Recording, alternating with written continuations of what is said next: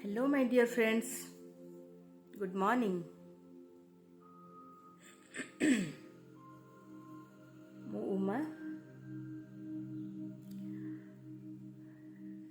Love of ଆଟ୍ରାକ୍ସନ୍ର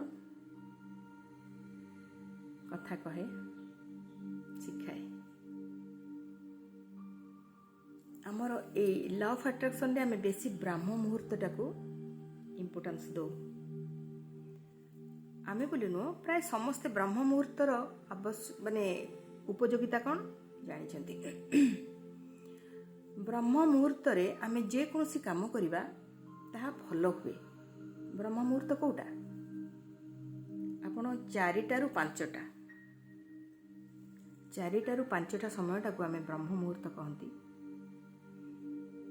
ଆମେ ସେଇ ସମୟରେ ଯଦି ରାତି 4ଟା ପୂର୍ବରୁ ଉଠି ଗାଧୋଇ ପାଧୋଇ ନିଜର ଦିନଚର୍ଯ୍ୟା ସାରିଦେଇ ମେଡ଼ିଟେସନ୍ କରିବା, ପ୍ରେୟାର କରିବା, ଭଗବାନଙ୍କୁ ଉପାସନା କରିବା, ତାହେଲେ ସେଇ ଉପାସନା ସଫଳ ହୁଏ। ଦେଖିବେ ପ୍ରାୟ ଆଳତି ହୁଏ ମନ୍ଦିରମାନଙ୍କରେ, ସବୁ ଭୋରୁ ହୁଏ କି ନାହିଁ?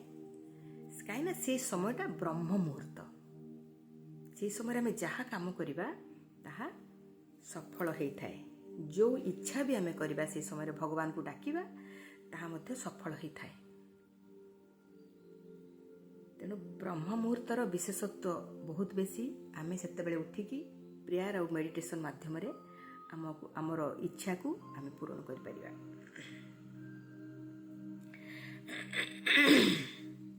ସେହି ସମୟରେ ଆମେ ଗ୍ରାଟିଚ୍ୟୁଡ଼୍ କରିବା, ଆଫର୍ମେସନ୍ କରିବା ଆଉ ଗ୍ରାଟିଚ୍ୟୁଡ଼୍ କରିବା। ଭଗବାନଙ୍କୁ ବହୁତ ବହୁତ ଆଫର୍ମେସନ୍ କରିବା, ଗ୍ରାଟିଚ୍ୟୁଡ଼୍ କରିବା।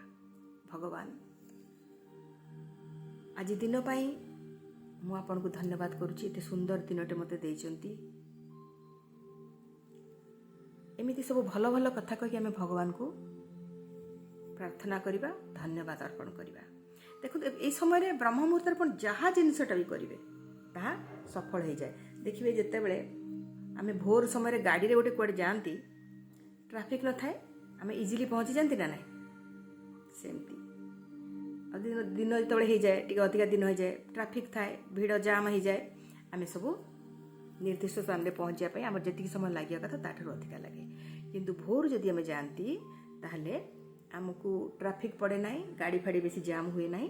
ତେଣୁକରି ଆମେ ବହୁତ ସହଜରେ ପହଞ୍ଚି ପାରନ୍ତି ଆମ ଡେଷ୍ଟିନେସନ୍ରେ। ସେମିତି ଭଗବାନଙ୍କୁ ଯଦି ପ୍ରେୟାର କରାଯାଏ, ଭଗବାନଙ୍କୁ ଯଦି କିଛି ମାଗାଯାଏ, ଭଗବାନଙ୍କୁ ଯଦି ପ୍ରାର୍ଥନା କରାଯାଏ କୌଣସି ବସ୍ତୁ ପାଇଁ ବା କିଛି ଜିନିଷ ପାଇଁ ବା କିଛି ଆମର ନିଜର ଇଚ୍ଛା ପାଇଁ, ତାହେଲେ ଆମେ ଯଦି ସେ ବ୍ରହ୍ମ ମୁହୂର୍ତ୍ତରେ ଉଠିକି ପ୍ରେୟାର ମେଡ଼ିଟେସନ୍ କରିବା, ତାହେଲେ ସିଏ ବି ସେମିତି ବିନା ଟ୍ରାଫିକ୍ରେ ଭଗବାନ ପାଖରେ ପହଞ୍ଚିଯିବ। ଆପଣ ଟ୍ରାଫିକ୍ ପାଇବେ ନାହିଁ, ଆରାମସେ ଯାଇକି ଠାକୁରଙ୍କ ପାଖରେ ଆପଣଙ୍କର କଥା ବା ଆପ୍ଲିକେସନ୍ ପହଞ୍ଚିଯିବ। ସେଥିପାଇଁ ଆପଣ ସେଇ ସମୟଟାକୁ ବ୍ୟବହାର କରନ୍ତୁ, ଅଭ୍ୟାସ କରନ୍ତୁ। ଦେଖି ଭାରି ସୁନ୍ଦର ଲାଗେ। ମୁଁ ତ କରେ। ମୁଁ ଭୋର 4ଟାରୁ ଉଠେ, ଗାଧାଏ ପାଧାଏ, ତାପରେ ଠାକୁର ପୂଜା କରେ, ମର୍ଣ୍ଣିଂ ୱାକ୍ରେ ଯାଏ, ସେଲ୍ଫ ଟକ୍ କରେ, ଆଉ ଯାଇକି ଜିମ୍ ଯାଏ, ପୁଣି ୱାକ୍ କରିକି ଯୋଗ ସାରିକି ପୁଣି ଘରକୁ ଆସେ। ଆଉ ଦେଖିବେ ଦିନଟା ଭାରି ସୁନ୍ଦର ହେଇଯିବ, ବହୁତ ସୁନ୍ଦର ଲାଗେ, ଫ୍ରେଶ୍ ଲାଗେ।